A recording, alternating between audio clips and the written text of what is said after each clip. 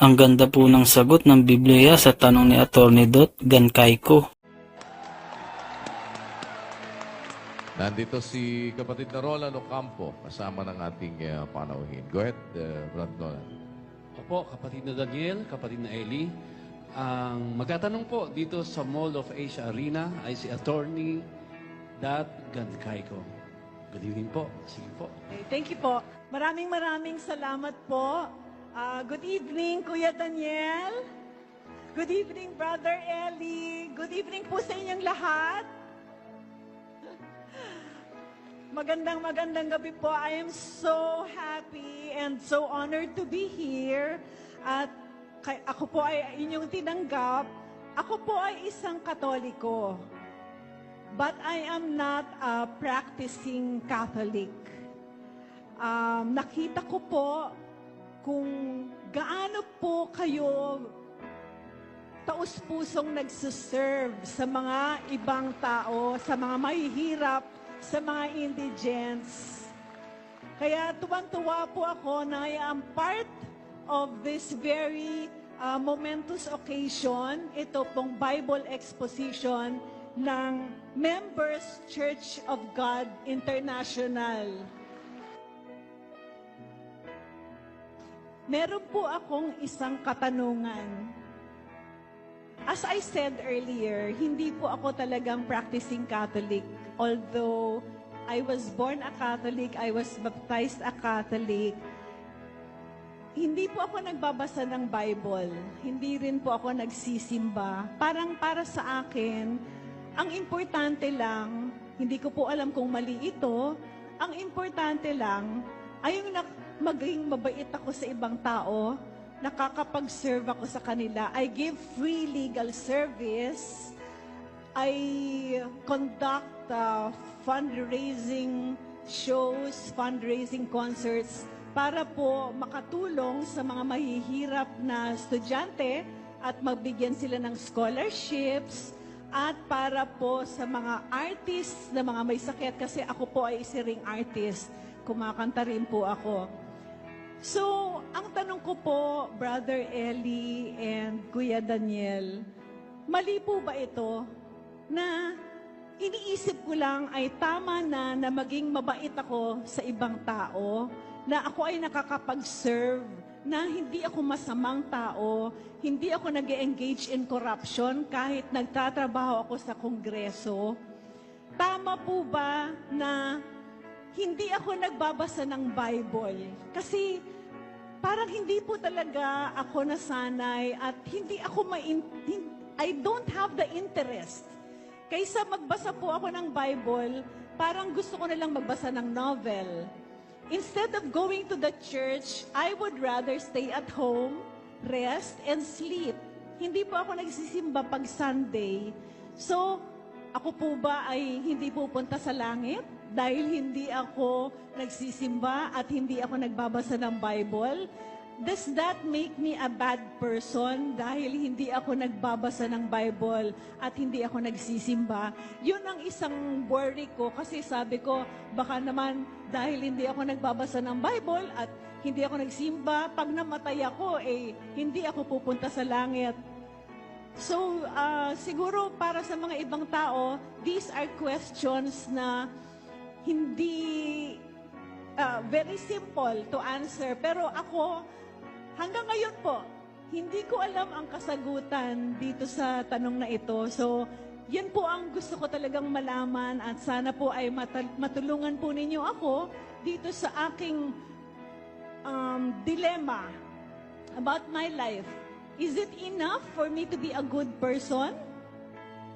Is it enough for me to not engage in corruption or not do any bad things? Or do I really have to read the Bible? Do I really have to go to Mass? Yun po ang aking tanong. Maraming salamat po. Maraming salamat din po, Attorney. We are pleased to have you in our program or in our exposition. Unang-una, Attorney, ganito, I must be frank, especially to a learned person like you. I must be frank. I know I do not have to use flowery languages or parang pambobola kasi hindi ko po ugali ng bobola ng kapwa eh. Meron lang po akong babasahin sa unang Korinto, 1 Corinthians chapter 1. Ang sabi doon sa 19, kapatid na Daniel, Sapagkat nasusulat, iwawalat ko ang karunungan ng marurunong at isasawala ko ang kabaitan ng mababait. yan. Minsan po, kapatid, hindi po sapat yung mabait tayo. Merong kabaitan, sabi ng Diyos, I will destroy the prudence and the understanding of the prudent. Iwawalat ko ang kabaitan ng mababait. Bakit po? Ganito kasi, attorney, meron tayong dalawang obligasyon. Ang obligasyon natin, primarily, yung obligasyon natin sa ating Creator, sa Diyos. At ang obligasyon natin sa kapwa. Ito po ang the most important essence of salvation and existence. Basahin po natin ang Mateo 22. May nagtanong po sa 36, ganito ang tanong. Guro, alin baga ang dakilang utos sa kautusan? At sinabi sa kanya, iibigin mo ang Panginoon mong Diyos ng buong puso mo at ng buong kaluluwa mo at ng buong pag-iisip mo. Ito ang dakila at pangunang utos. At ang pangalawang katulad ay ito, iibigin mo ang iyong kapwa na gaya ng iyong sarili. Sa dalawang utos na ito'y nauuwi ang buong kautusan at ang mga propeta. Here, I want to call your meticulous attention, attorney. Primarily, we have two obligations in our existence. Acknowledging our Creator and acknowledging our fellow creatures, kapwa. No? Ang una, iibigin mo ang Diyos, buong puso, buong kaluluwa, buong pag-iisip. Yung pag-iisip ginagamit siya pag nagbabasa ng novel. No? Sabi ng Biblia, iibigin mo ang Panginoon mong Diyos ng buong kaluluwa, buong pag-iisip, at ng buong puso. No? Yung buong puso, it signifies love. Ako, nakita ko, kapatid, ang Diyos may love letter sa tao yung kanyang salita. Punong-puno ng pagmamahal ng Diyos ang Biblia. Kung minsan nga, hinahalikan ko ito pag nare-realize ko yung pagmamahal ng Diyos Nung ako'y magkaroon ng apo, at mahal na mahal ko yung aking mga apo, sabi ko, salamat sa Panginoon, kasi nasa Biblia, ang mga apo ay glory ng lolo. Basahin nga natin sandali yun, kapatid na Daniel. Glory ng lolo yung mga apo Ang sabi doon sa Kawikaan 17:6. Ang mga anak ng mga anak ay putong ng mga matatandang tao. Please read that in English. Children's children are the crown of old men. The crown of all men. Imagine, I am not a king, but I have a crown because of my children's children. Hinalikan ko yung Biblia. Biro mo, para akong hari na may putong, may glory, may crown of glory. Sabi ko, tamang-tama yung salita ng Diyos. Talagang napaka-pleasing to the feeling, to the sentiment, to the being of an old man like me, yung apo. Lalo na pag nangungulit yung apo, napakasaya sa puso ng isang, sabi nga ng kawikaan ng Pilipino, mas mahal ang tubo kaysa sa puhunan. Yun daw puhunan, yung anak, ang tubo, yung apo. Tanungin nyo lahat ng lolo't mahal nila ang kanilang mga apo. No? Ang ibig ko sabihin, dahil sa salita ng Diyos, na naintindihan ko sa Biblia, nahahalikan ko yung Biblia Parang yung kanta na yon, na yung sumulat na nagmamahal, mahal din ng sinulatan. hinahalik-halikan niya yung sulat ng kanyang nobyo o nobya. Ano ibig kong sabihin? Dalawa ang ating obligasyong mahalin. Una yung Creator, ikalawa yung ating kapwa nilalang. Ibigin mo ang Panginoon mong Diyos, buong puso mo, buong kaluluwa mo, buong pag-iisip mo. Ito ang dakila at pangunang utos. Ang ikalawang katulad ay ito, ibigin mo ang iyong kapwa gaya ng iyong sarili. Hindi ko minamasama, kapatid na Attorney Dot, yung iyong sinasabi, napakaganda nun. Bihira yata yung taong nag-iisip na makagawa ng kabaitan sa kapwa. Meron kasi mga tao, hindi na iniisip kabaitan eh. Ang iniisip na distraction ng kapwa-tao eh. To find someone like you, whose thinking is to do good unto other people. Eh, hindi ko pwedeng hatulang masama yon.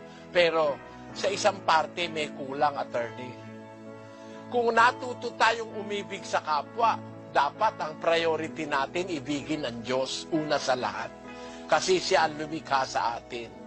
Kaya ang sabi doon sa Biblia, iibigin mo ang Panginoon mong Diyos, una sa lahat, buong puso mo, buong kaluluwa mo, buong pag-iisip mo. At doon papasok ngayon yung obligasyon na let us turn the pages of the Bible and find the love letters within the context and the text of the Bible, the love letters that God wrote for us para maipakita and listen. Kasi gumagamit naman ang Diyos ng instrument na, halimbawa, wala kayong panahong magbasa. Eh, makinig naman kayo doon sa nagbabasa. At ang pakinggan nyo yung salita ng Diyos. By that means, magkakaroon ka ng mga ideya. Ngayon, ang tanong nyo, hindi ba ako makakapasok sa langit? Ang sagot ng Biblia, itatakwil ko ang kabaitan ng mababait. Kung mabait lang tayo sa kapwa, hindi naman tayo mabait sa Diyos. Dapat mabait din tayo sa Diyos. It's a important reason of our existence. Let us be prudent in the eyes of our Creator, and let us be prudent in the eyes, or while we are mingling with our co-creatures. Kaya, dalawa po yan, attorney. Maaaring nakakaligtaan niyo yung isa, pero mas maganda po, hindi ko naman kayo sinasabihan na makinig ng misa o kaya makinig sa kung ano-ano. Ang sinasabi ko lang sa inyo, first for yourself, give yourself a chance na imbis magbasa po kayo ng novel, basahin ninyo ang story ni Jesus Christ, umpisahan nyo sa Matthew, tapos punta kayo kay Luke, basahin nyo po yun. Makikita nyo that is the greatest story of love ever told. The love of God to humanity. Yun po. Kasi kung pupunta ka sa misa, hindi naman binabasa ang Biblia. To discover more things about God is not to hear Mass. Mas maganda, direktahin nyo yung salita ng Diyos ang basahin nyo, kapatid. I hope you understand my answer. Thank you very much po, Brother Eli. Well, you enlightened me, and I will really try my best po. I promise you, I will update you. Siguro po, magkakaroon po ng panahon na mag-uusap po ulit tayo. Maraming salamat po. Salamat po. May God bless you. Ang ganda po ng sagot ng Biblia sa tanong ni Attorney Dot Gankay ko. Dagdag kaalaman na naman po ang aking natutuhan dito sa Bible Exposition. Marami ka talaga matutuhan dito pag nakinig ka. Maraming mahayag na kaalaman at mabubunyag dito ang mga mali. Kaya mapapamahal ka talaga sa salita ng Diyos. Ang love letter ng Diyos sa ating mga tao, ang Biblia. Mabuti naman po pala ang hangarin at naiisip ni Attorney Dot, pero may kulang po pala.